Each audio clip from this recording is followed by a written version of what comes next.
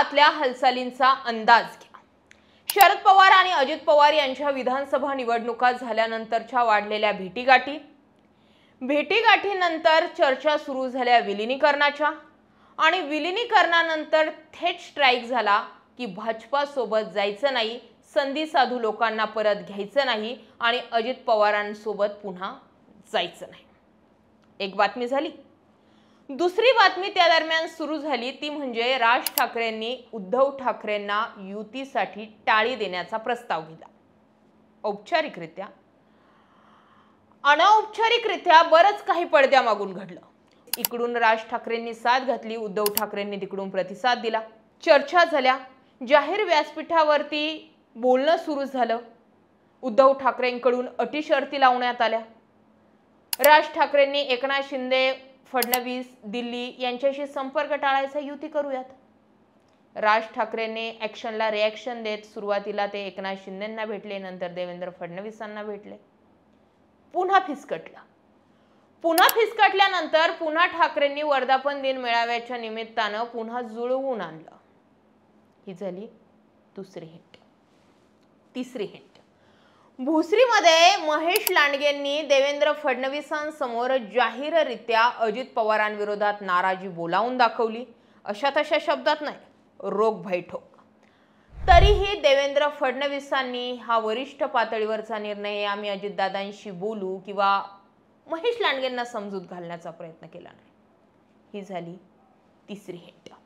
आणि त्याही पलीकडे जाऊन आणखी पडद्याआड घडणाऱ्या घडामोडी अशा आहेत की सध्या सत्ताधारी नेत्यांमध्ये जे एकमेकांविरोधामध्ये बोलण्याच्या स्पर्धा सुरू आहेत, या स्पर्धेचा रिझल्ट काय असणार आहे माहिती आहे? महानगरपालिका निवडणुकांमध्ये युती टाळली जाईल। भाजपला स्वबळावर लढायचंय, एकनाथ शिंदेंच्या नगरसेवकांना स्वबळावर लढायचंय, अजित पवारांच्या नगरसेवकांनाही स्वबळावर लढायचंय।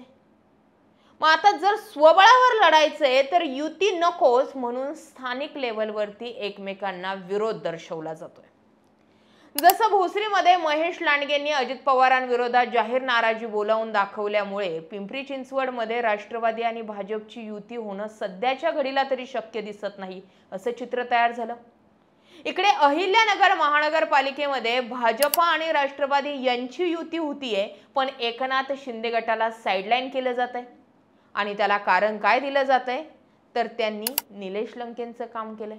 म्हणजे छोट्या छोट्या नगरपंचायती, नगरपरिषदा, जिल्हा परिषद गट आणि ओव्हरऑल जर सगळे महानगरपालिकांचं कॅल्क्युलेशन जर बघितलं तर सगळा आटापिटा सुरू यासाठी आहे की या निवडणुकांमध्ये युती टाळा, स्वबळावर लढा, आपापली ताकद या ठिकाणी जास्त आहे आणि जास्तीच्या जागा लढवण्यासाठी पदरात पडतील।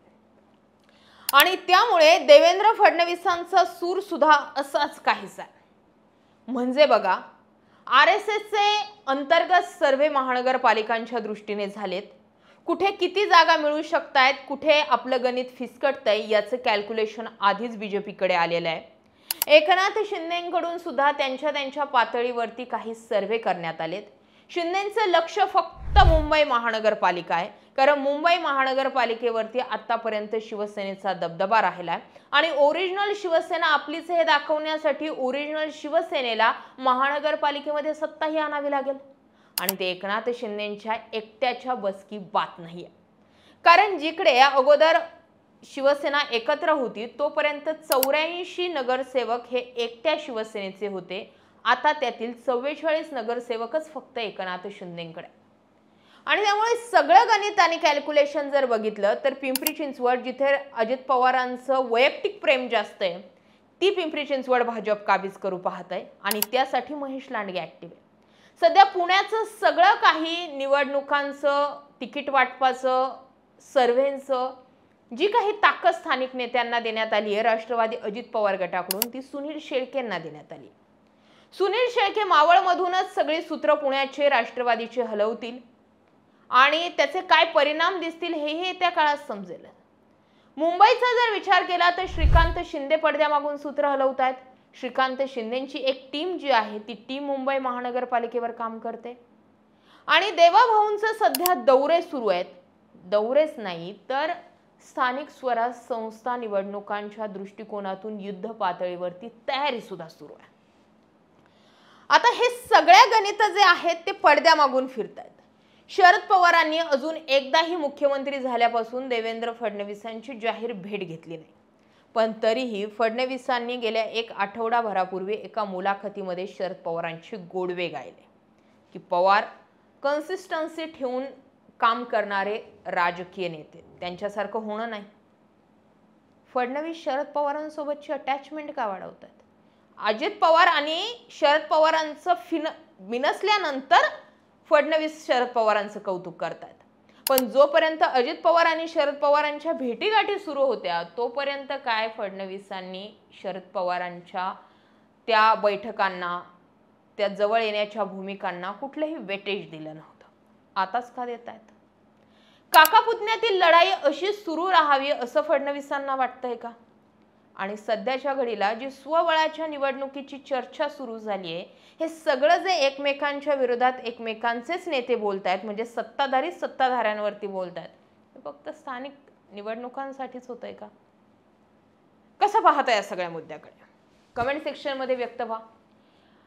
येत्या काही काळामध्ये देवेंद्र फडणवीसांच्या आतल्या हालचाली या त्यांच्याच पक्षाला पोषक असतील की एकनाथ शिंदे आणि अजित पवारांवरती उलटणारे असतील? पुढचे 3 महिने एक एक हालचालीवर आपलं लक्ष आहे. तुम्हीही ठेवा. तुम्हाला या सगळ्याबाबत काय वाटतंय कमेंट सेक्शनमध्ये जरूर व्यक्त व्हा. अशाच माहितीपूर्ण व्हिडिओसाठी आपल्या चॅनल आवर्जून सबस्क्राईब करा. जय महाराष्ट्र.